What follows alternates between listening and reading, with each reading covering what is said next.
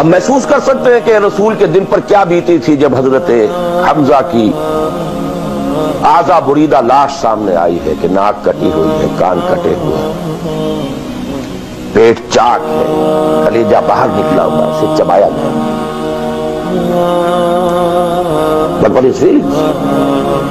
और क्या पहाड़ जैसा मेरा था, कैसे जब्र किया है, कैसे सब्र किया है। अगरचे एक वक्त में आकर बात जाहिर हो गई, जब मदीने में वापस पहुंचे हैं और अंसार के घरों से औरतों के बैन करने की, मातम करने की आवाजें आई, तो अल्फाज निकल गए, अम्मा हम तो फला बवा की रहू, हाय हमजा के लिए तो कोई रोने वाली भी नहीं।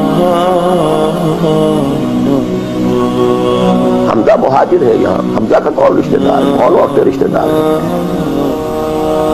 जो इसका मातम करेंगे। हाँ, मक्के में होता हमजा, अब्दुल मुत्तलिब का बेटा, और ये हादसा हुआ होता तो पूरे मक्के में प्रोग्राम होता। आखिर फीलिंग्स थे कि नहीं?